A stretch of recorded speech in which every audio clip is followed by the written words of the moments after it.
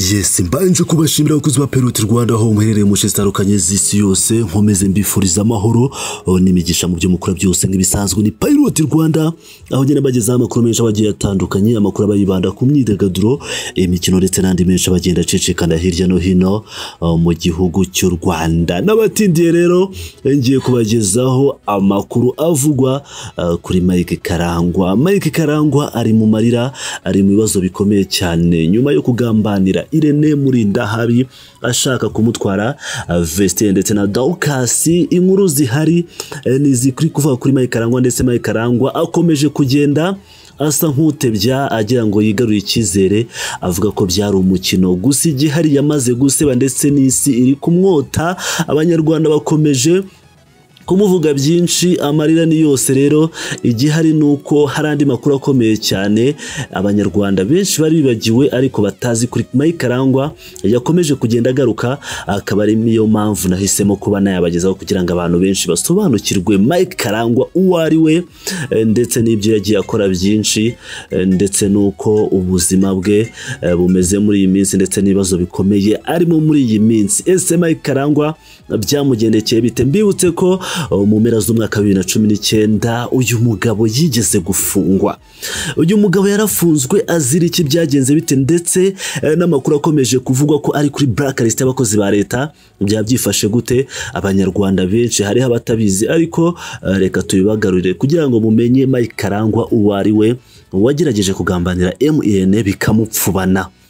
Hari mu mpera z'umwaka 2019 nibwo hamenyekanaga inkuru yitabwa muri yombi ry'umunyamakuru Jean Michel Karangwa wamenyekanye cyane nka Mike Karangwa. Bivugwa ko yari yafunzwe akekwaho guhimba no gukoresha inyandiko mpimbano. Mike Karangwa yafunzwe kuwa 20 Ugushyingo 2019. Icyo gihe urwego rw'igihugu rushinzwe ubugenzacyaha RIB rwabibwiye itangazamakuru ko yari yafunzwe akekwaho guhimba no gukoresha inyandiko mpimbano. Icyo gihe kandi havuzwe ko dosiye ye yari yamaze kugezwa mu bushinjacyaha kugira ngo ikurikiranwe. Inyuma y'iminsi 6 gusa Mike Karangwa yaje gufungurwa. Impamvu nyamukuru y'ifungwa rya Mike Karangwa ni ikurikira. Mike Karangwa yari asanzwe ari umujyanama w'umuyobozi mukuru wungirije wa kaminuza y'igihugu cy'u Rwanda, kaminuza y'u Rwanda. Ku rubuga rwa Minisiteri y'abakozi ba leta n'umurimo bifotora izina rya Jean Michel Karangwa rigaragara ku rutonde rw'abakozi ba leta bashyizwe mu kato, bari blacklisted, batakyemerewe kubona akazi muri leta keretse hashize imyaka igera kuri 7. Urwo rutonde kandi Mike Karangwa yarushyizweho tariki ya 2 Ukuboza 2019. Impamvu yatumye ashyirwa mu kato nk'uko amakuru yari ari kuri urwo rubuga rwa mifotora yabivugaga, yakoresheje umukono electronic signature w'umuyobozi wungirije wa kaminuza y'u Rwanda, kashi ya kaminuza y'u Rwanda, n'umutwe w'ibaruwa uriho ibirango bya kaminuza y'u Rwanda mu guha ibyangombwa umugore we bimwemerera kwiga mu mahanga ku nkunga ya yose mu mafaranga full financial support ya kaminuza, no kumwemerera guhabwa visa ya Leta Zunze Ubumwe za Amerika, anatanga amakuru atariyo muri ambasade ya Leta Zunze Ubumwe za Amerika, United States of America. Mu minsi ishize rero kandi Mike Karangwa wari usanzwe amenyerewe mu kanama nkemurampaka, ngira ngo murabyibuka, mu mwaka wa 2020 nibwo atongeye kugaragara mu bagize akanama nkemurampaka. Icyo gihe kandi akaba haravuzwe ko byatewe n'impamvu z'uburwayi, gusa nta wamenye cyari kibyihishe inyuma, nubwo bivugwa ko rwose uyu mugabo yari yagambanye. Mike Karangwa kandi yatangiriye urugendo rwe rw'itangazamakuru kuri Radio Sarusi, akomereza kuri Radio Sango Star ndetse na TV na Radio DC. Muri icyo gihe yatangije YouTube channel, YouTube yayise Show Busy Today, gusa nayo yaje kuba flop ku buryo bukomeye cyane. Uretse Mike Karangwa kandi urutonde rugaragara ku rubuga rwa mifotora rugizwe n'amapaji agera kuri 37 rukaba ruriho abahoze ari abakozi ba leta bashyizwe mu kato badashobora kongera kubona akazi muri leta keretse nyuma y'imyaka 7. Ingingo ya 99 y'itegeko nomero 86/2013 ryo kuwa 11 Nzeri 2013 rishyiraho stati rusange igenga abakozi ba leta ivuga ko umuntu ukiri umukozi wa leta bitewe nuko yirukanwe burundu ashobora gusaba gusubirana uburenganzira bwo gushaka akazi cyangwa gushyirwa mu mwanya mu butegetsi bwa leta amaze gukorerwa ihanagurwa busembwa rehabilitation. Gusa ihanagurwa busembwa bikorwa na nyir'ubwite amaze nibura imyaka 7 ibarwa uhereye igihe umukozi yaherewe igihano cyo kwirukanwa burundu. Inyandiko isaba ihanagurwa busembwa ishyikirizwa umuyobozi ubifitiye ububasha n'urwego umukozi yirukanwemo, nawe agafata icyemezo ashingiye ku myanzuro ya komisiyo. Iteka rya perezida kandi rigena uburyo bw'imihanire y'abakozi ba leta riteganya ibyubahirizwa n'uburyo ihanagurwa busembwa harikorwa. Urwo rutonde rero rwa mifotra uyu Mike Karangwa ariho rwiganjeho abahoze ari abakozi mu nzego zibanze mu mashuri, muri polisi y'igihugu ndetse no mu zindi nzego za leta zinyuranye. Uru rutonde rero rwa blacklist nirwo Mike Karangwa ariho kugeza uyu munsi. Abantu benshi rero bakomeje kubigarukaho bavuga ko rwose ibintu by'ubugambanyi n'uburyo uyu mugabo yagiye akomeza kugenda avugwa, nubwo abantu benshi bari basigaye rwose amufata nk'umuntu w'intangarugero. Gusa ibyo yaje gukora byatumye abanyarwanda bose bahita bamutakariza icyizere kugeza ku banyamakuru bose. Mu kanya rero yapostinze avuga ko ari buze gushyira kuri hanze, avuga ko ari buze kugira byinshi avuga. Aravuga ngo agiye kwigisha ngo how to create a winning business YouTube channel. Gusa nkuko nabibabwiye mu mwaka 2020 haje gutangira YouTube channel iza kumuhombera. Sinzi ko rwose aribwo agiye kumenya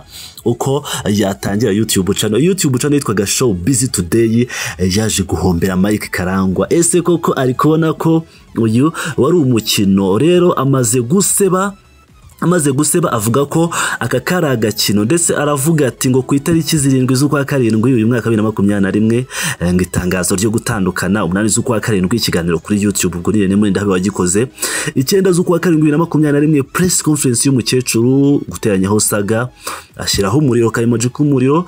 Aravuga ngo ku itariki 10 z'ukwa 7 2021 ikiganiro cyo gusubirana imyenda imwe ahantu hamwe n'amagambo amwe, show busy at its best. Avuga ko show busy igeze ahayo heza. Aravuga ngo iri somo ry'ubuntu niribacike, nizere ko views na engagement byabonetse. Aravuga ngo nta mutima mubi uyu mugabo. Ibi byose babyita kwikura mu isoni. Nibyo yanditse abicishije ku rubuga rwa Twitter ndetse no ku rubuga rwa Instagram. Avuga ko yari deal yo kugira ngo bamamaze YouTube channel Irene Murindahabi. Gusa ibi byose sinumva ko birakuraho uko abanyarwanda bamufashe, ndetse ibi byose bikaba biri kugaragaza ko Mike Karangwa nawe ngagiye gukora live kuri YouTube ngo yigisha abantu rwose ko bakora YouTube channel, kandi tubizi neza ko YouTube channel zose ya creatinze zamufeiringanye zamuhombanye nyuma yo guseba no kwikura mu isoni na business yabo bari batangiye baje guhomba. Yagize ati nyuma y'ibimaze iminsi bivugwa ku kibazo cya groupe ya dorcas&vestina ndetse n'icyagaragajwe nk'uruhare rwanjye mu kibazo cyari cyavutse, nagira ngo mbamenyeshe ko ejo nzatanga ukuri ku byavuzwe byose, impamvu yabyo ndetse n'ukuri ku ruhare rwanjye nuko nabijemo. Ejo saa 2 z'umugoroba ikiganiro kizaba kiri live kuri MKTV Rwanda kuri YouTube. Mugira amahoro. Ndetse aravuga ngo azabe live kuri Mike Karangwa TV. Reka dutegereze rero mufata amasomo niba mukeneye kuyafata abanyarwanda ngo yo creating YouTube channel ikaba successful. Gusa Mike Karangwa byamunaniye kuva kera, sinzi kubu aribwo amenye ubwenge, kandi sinzi niba ari we udashaka channel kuva kera, niba wenda atari we utarashaka channel, niba abona ko channel hari akamaro ifite. Gusa Mike Karangwa babyita kwikura mu isoni ndetse no guseba ukabura icyo ukora. Irene Murindahabi nawe mukaya rwose akoza kari post. Aravuga ati saa 2 turi kuri YouTube channel ya MKTV ya Mike Karangwa, ngo nimucikwe n'iri somo iyi nzobere iri butwigishe.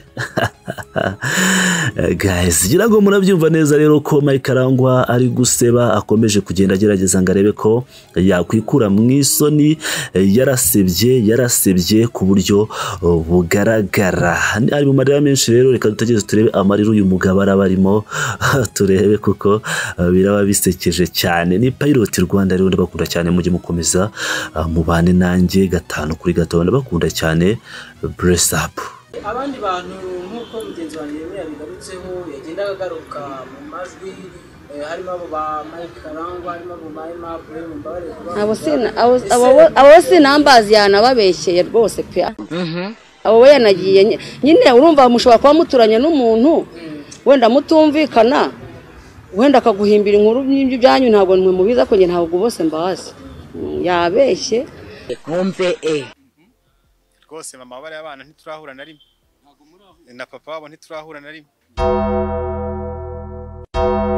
Yaha turashize noneho rwose mama bari abana ntiturahura na rimwe na papa wabo ntiturahura na rimwe. Aha njyewe nigirira agatwe gatoya.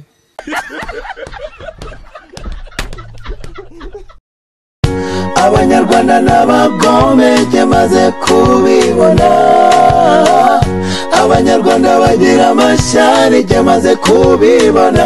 Irene we